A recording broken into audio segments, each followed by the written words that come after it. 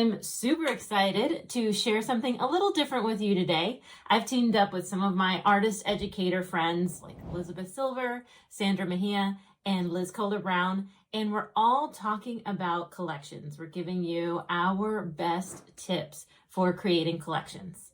And just right off the bat, collections are more than just a series of artwork. It's artwork that just goes together and sells well together. It's a huge reason for why you should create art, or as we'll talk about today, curate art to have these collections ready to go. If you're new here to my channel, I'm Amaryllis Henderson. I'm a surface designer, artist, and educator. So I love talking about art, and you'll see my art on products mostly these days, like fabric, greeting cards, and some tabletop products. I'm also an author, and I can talk all day about this kind of stuff. But I'm going to keep this short for you because I want to give you 5 must-dos when taking your old art and creating a new collection. So I don't know about you, you might have a lot of art that's just laying around in sketchbooks, in drawers. I have both. I have all of the above. And the way that I create is I just create as I want, and it does tend to be in kind of a vibe, kind of a theme, but then I take a look later to make collections. Many artists might start with, this is the data, this is what I want to create, this is the kind of collection, and I will go from there. I'm a little more free-spirited than that because while I do some client work, for sure, with parameters, I make it like so much of a priority to create art regularly. And I don't want that to go to waste. I want to check it out and see if it has potential. And that's mostly because I've actually seen that happen. I've seen a lot of artwork that I didn't know would go anywhere actually end up in stores, on products, online, and used by other companies that I just didn't see coming because I was just creating from my heart. So, number 1, as you're looking through your artwork, we're going to collect. We're going to collect by subject matter. Now, don't think that you already have a collection on your hands. This is step 1. This is the first thing you do. But it's great to be able to look at the bandwidth, the full scope of the artwork that you have, and just pull it all out. I scan everything I do, and then I make sense of it later. You might want to pull it out, scan it, and put it in a nice little folder that says, oh, I don't know, bunnies. You might also pull some artwork that complements this art really nicely. Flowers, I think, are just about always a good idea. But there you go. There's one tip.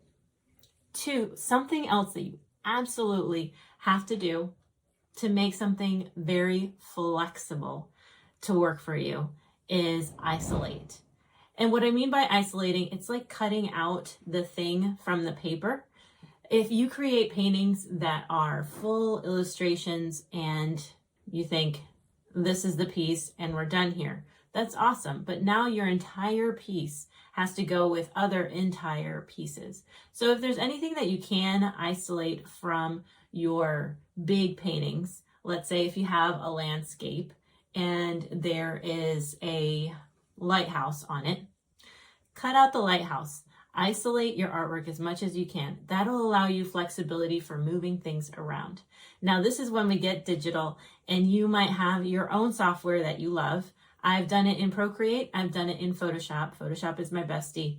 And I've found that it's not that hard to isolate artwork that is already created in that way, but you might need to take a little more finesse in cutting out artwork that is beautifully watercolorfully bleeding or soft in color.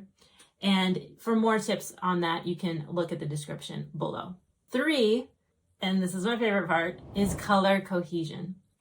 As you're looking at your art, you have isolated some of it, and you're starting to gain an idea of what you really want to put together, what you really see, the threads that you see coming together. You can start reducing that by looking at some color congruencies, or also if you work in different kinds of mediums or you have a feel like this is like a different style, Be okay with setting it aside. It might have a home in another collection, but now we're narrowing down into the pieces that are really going to stand.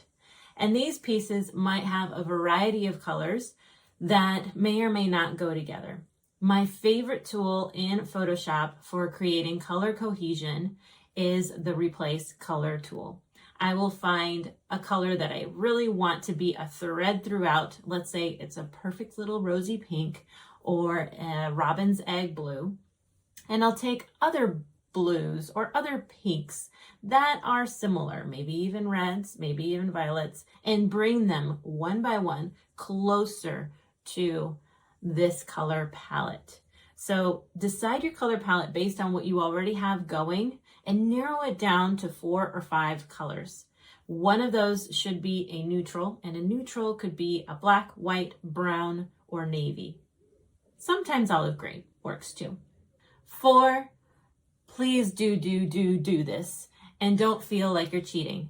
Reuse your art elements. So now you're going to start creating a collection of designs, because we've moved from art to designs because we're creating now on the computer, and we're putting things together and looking at composition and perhaps what kind of product this will be on if you're thinking of art licensing or selling your artwork out of a shop with your own products that you're shipping.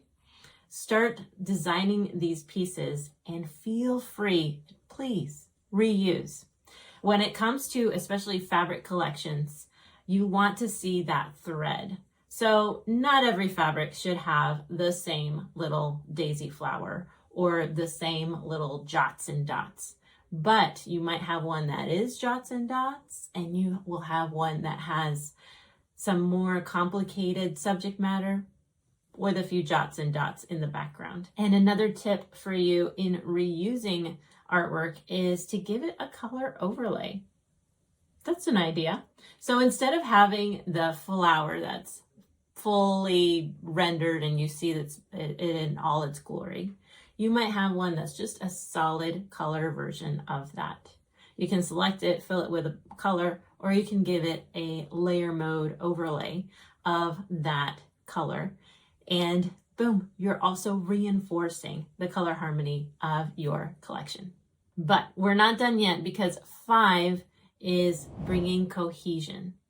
Even though we're talking about the same subject matter done by the same artist with a same color palette, you might still be lacking some cohesion, even with all of those things and reusing elements and all of that. This is when you put on your art director hat and you put your artist down on a chair and you say, okay, now I got to do what's best for the end result. So in creating cohesion, we're going to start looking at the feel. So I think this is a powerful aspect of collections. When you see things on a shelf that all go together, you don't just like it because they match. You like it because they bring you somewhere. They kind of give you a feeling. And that is what every artist wants to do. We want to impact people to kind of get it on a level that they just can't get with words.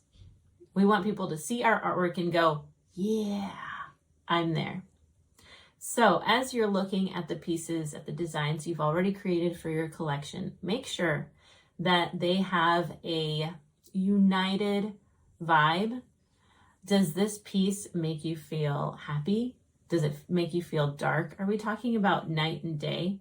A doe at a forest in the middle of the day, that kind of a painting looks so different than if it were nighttime. And it might even lend itself to a completely different occasion or a completely different use. So consider what kind of feel you have going on here. And feel free again to say, buddy, I love you, but I'm going to have to put you somewhere else right now to make sure that your collection is nice and cohesive. Now, I know you got so much out of that because I was speaking so fast and trying to give you some of my best tips, but guess what? Remember how I told you I wasn't the only one doing this? So with my other artist friends, we're going to keep talking about collections. Hop on over. I am going to get a kick out of all of these puns that I can come up with. to Sandra Mejia's video where she's offering you her tips on creating collections. Get a kick out of that. I'm optimistic you will, because somebody is going to enjoy this.